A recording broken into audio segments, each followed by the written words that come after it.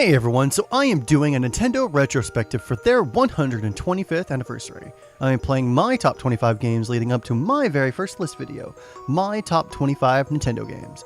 It doesn't need to be Nintendo developed, but it does need to be Nintendo published. And in this case today, we have Nintendo published Paper Mario: The Thousand Year Door. This is episode 12, right? 12 numbers? 12. And the plan to 26. So this game, oh my god, press start/pause. Oh, actually the controller does say start/pause. That's a little odd, but I guess that's technically correct, right? Alright, I'm gonna go ahead and start with the file that I already have because it is past the intro. Oh, I am actually in the first dungeon. Okay, well, that actually, I didn't want to do that, but that's whatever, right? I don't want to do the whole intro sequence because it does kind of suck a little bit. It is a little drawn out like most JRPGs, and this is technically a JRPG, right? How do I go down the pipe? That's how you go down the pipe. Oh, this game. I love Paper Mario and Paper Mario 2, which is this one, Paper Mario and the Thousand Year Door. This game is so well done, and it's the sequel to, well, spoiler alert, it's a sequel to a game way higher up on my list of games.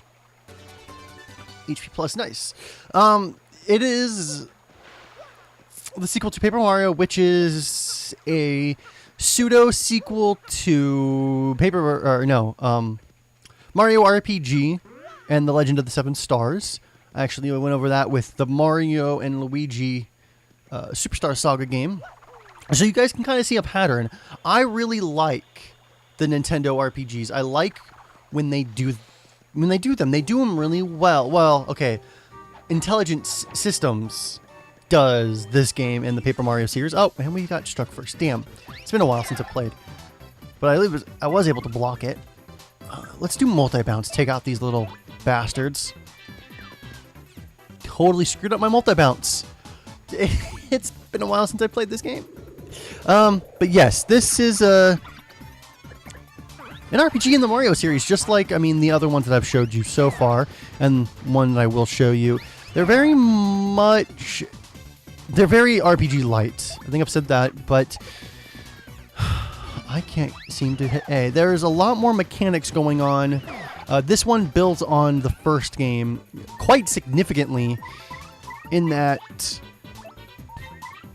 it's just fleshed out more. The first one was on the N64. This one's on the GameCube. This one falls in before the last episode, episode 11, Bait and Kados. This falls in... Yeah, this falls in the year before, the year or two before, the school year before, I should say, because that's what it's easy to kind of attribute certain points of my life to them. Let's do Sweet Treat because we need it. It's been a while since I've done this. All right, so we got to aim for the health and the FP points. Missed the poison mushrooms. So yeah, this game is very much different. And you still have the same formula. You've got Mario, no Luigi in this one. Those are reserved for the Mario and Luigi series on the Game Boy Advanced, DS, and 3DS now. But this is very much the first time that I realized how well they were. The first one I liked, but I was a kid. I didn't really know. I'm messing up my A. I'm messing up all my QuickTime events. This is not going well, and it's making me commentate poorly.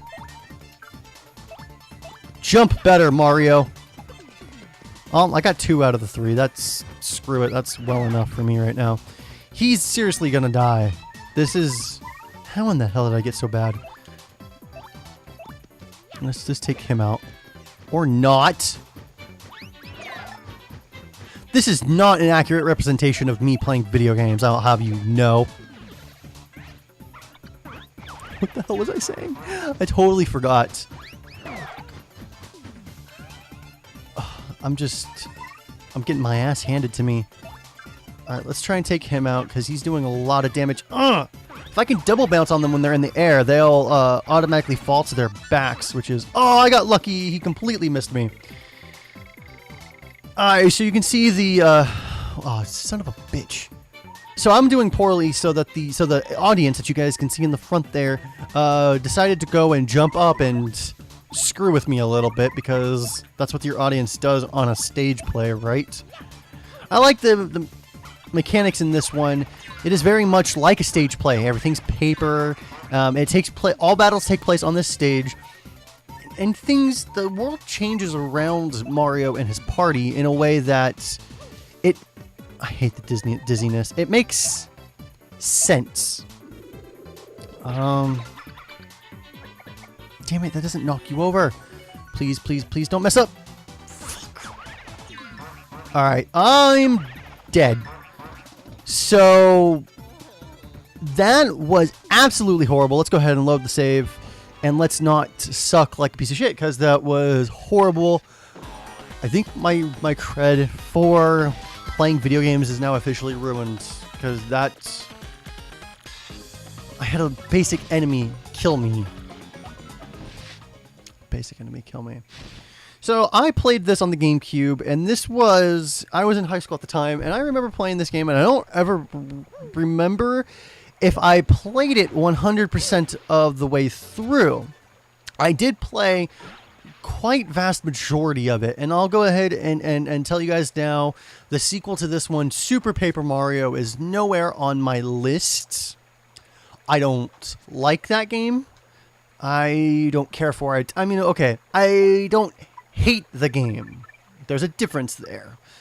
I just think that series... I think they delegated the Paper Mario series to try to be more open to a casual audience, which is what they were doing on the Wii at the time, and it unfortunately affected this game, the Paper Mario series. So I played a little bit of it, and it's a decent game if you take out the Paper Mario elements, and you know that there's supposed to be RPG stuff, and there isn't. Then it's kind of a little bit of a disappointment. But on its own, the game isn't too horrible. Sticker Star on the 3DS, which is also a game I have, and I'm nowhere near close to even trying to beat that. That one is better, but because it tries to go back to a turn-based style of game, and it kind of works and it kind of doesn't. Again, it's okay for the game that it is, but it is no Paper Mario. Alright, you blarf, harf, flarf, warf, warf, warf. You clearly don't value your lives much. If you've come to this castle to disturb us, you will go no farther, and from this moment on, you will be nothing but bones. Oh, yeah, I forgot about this. So we have to try and make our way through to get to him. Alright. Good thing that paratrooper was not there, because that would have sucked. Oh, yeah, right, my hammer. So, yes, he's got... Mario has his attacks of a hammer and a jumping. So they didn't try to do something too crazy with the Paper Marios, or the Mario RPG series, technically speaking. They just said, let's just do his jumping. Well, and what can he use? He can't use, like, magic. Well, he sort of does with the stars in this one. He doesn't... he's not going to use a sword or, you know, a crossbow or a bow or anything like that. So I'll give him a hammer. Well, I actually nailed that. I nailed all my quick times. Why couldn't I have done that on the paratroopers? But they took no damage. So let's go ahead and... Oh, shit! I messed that one up, too. Alright. He was going to be able to attack all of them. I don't know if he was going to do more damage, but damn. Seriously, I'm hitting A button. The A button. Why don't you do what I said? I'm out of FP points. Damn. I don't want to do Sweet Treat already, but let's do Sweet Treat because I need to recover a little bit of FP so that I can do his moves. The Koopa. I forget his name. Cooper? Alright, there we go. Missing all the poison mushrooms so far. Oh, missed them all completely. Alright, so I recovered more FP than I have, and Mario has a little bit of HP back. Alright, let's do this again. This time, let's not screw it up. Hold left and release it with good timing. Alright, so I have to release it when the big bulb lights up. There we go. Nice. Alright, so I took out the weaker dry bones. Now we have to go ahead and focus on this red one. Let's go ahead and do a normal hammer. This should do more damage than jumping. Alright, well, at least we can do 1 damage instead of none. Let's see if I can do this as well. I never get that. The slot type thing. Yeah, I never get to actually do it. And he's rebuilding his people. That's creepy, actually. They don't take much damage though, but with my hammer, I can't attack behind this one, so I have to go ahead and attack this dry bones with my hammer, even though I want to attack him. X. Oh, yeah. So quick time events also happen with the crowd. So see, they're all dry bones. None of them are my friends. So instead, they were trying to throw a rock at us to hinder our performance. Now, if it was a friend or like a good Goomba, good Koopa, or like a Toad, they could have thrown we could have gotten any sort of items, healing or power items or anything like that. So there's a lot more interaction in this game, and you saw in the battle that I lost. The Shy Guy, was it, who went up into the stage and dropped the freaking lights on our face, which was strange. Level up! Alright, so I was doing badge points, if I remember correctly. Badge points, I went into them a little bit. I didn't say anything, but I was in the menu. They let you equip, special attacks and do things like, if I'm in danger, there's a great chance for the enemies to miss me. And I've done 1 HP because you only start with 10, for example. But let's go ahead and do a little bit of FP because I'm not able to really do any of my moves right now, and I want to be able to do them. 5 is not too much FP. So I still have Paper Mario on my list. I'm going to probably just go ahead and say that now. It is way higher on my list than this game. But I love this series so much that I just thought to myself, I have to do them all, except for Mario RPG. That's not one of my favorites. But the Paper Mario series, I have to do the 2 that I loved the most. And that was Paper Mario and this one. This one is less nostalgic than the other one for me, and I did beat the original Paper Mario, and it took me a long time. But we'll get into that when I actually get there. Alright, Shine Sprite, nice. But this one was just good. I knew I liked Paper Mario. I played the original and I beat it, so I had lots of fun with this one, but I think I do like the first one a little bit better, only for nostalgia's sake. That said, this one has better mechanics, because obviously it's on a better system. It's on a way more powerful system. It's on the GameCube than the N64, so all the images are sharper. So that's, there's that. It also has progressive scan, which is kind of nice and kind of awesome. And in the later in the later GameCube games, they had progressive scan on. So they do look pretty decent. It is running through a component cable. So it looks as best as it can without putting it into an HDMI upscaler, which are freaking expensive. It looks better. It plays better, except for when I miss my my commands, which is what got me killed. There's puzzles. Like this one here is a puzzle. This one is fun. I can't break these blocks. So I come down here, and it's just a quick puzzle. That one, can it go up? No. Aha, that's going to come down. Right. So what I have to do is I have to try and... These blocks I can't break yet, but this one I can. I just can't get to it. So I do this. Jump up. Can I jump across? I can. All right. Went ahead and broke it. So... Cooper here. I believe we can hold. Can we jump? All right. So I'm holding the X button. He's just spinning there, and I'm jumping with my thumb. This is awkward. This is one of the puzzles early on. All right, and let him go. And he's gonna hit it, and I'm gonna go up. If I just let him go normally, I wouldn't be able to do that. I do need to write it up, but I kind of screwed that up. Hit the button, which is what we were trying to do in the first place. Also, I just realized you got to come back over here. I got to get that secret. And you can see the mechanics of this game. Like, it goes down, it's 2D, and it moves, and then, but it's still 3D. It's just, this game, honestly, I cannot say enough good stuff about this game. It's just fun. And it's family friendly, obviously. It's Nintendo after all. So if you've got kids and you want to get them into RPGs, like, this is a fantastic game to do that with. So wait a minute, I can't make this jump. Is it Coops or Cooper or Coops? Coops. That's what it was. Oh, I can jump to it. Okay, never mind. I just sucked the first time. And there should be something else up here. Or not. Alright. We gotta get that key, however. That's part of our mission. This is the first dungeon of the game. I should point that out. Or is this the second dungeon? Fairly certain this is the first. Anyways, let's go ahead and change the stairs on over so that we can go ahead and get that key.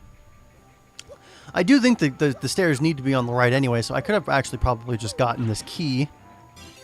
Like, just like that. And just put them back and then gotten the secret. But apparently, I'm stubborn and I wanted to get that secret first.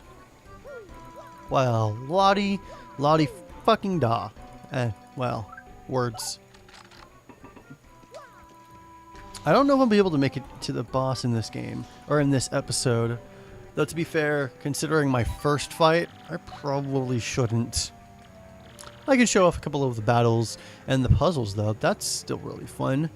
Same deal with this. You want to throw Coops, hold him, and let him go, and then we'll go ahead and ride this green one all the way to the top. So we need keys there. There's a badge here, but we can't get it. We definitely can't make that jump, and Coops, it is one level too high for Coops. Let's go ahead and jump back down. Oh, I can't do that from here. Damn.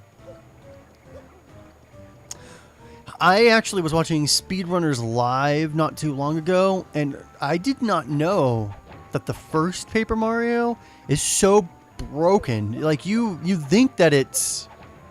And I was even listening to what the guys were saying. They thought that the game was well designed, and it is well designed, but it was under the impression that there were no bugs, and that it was probably going to be the only game that you really couldn't glitch to do the speedrunning tactics that they like to employ.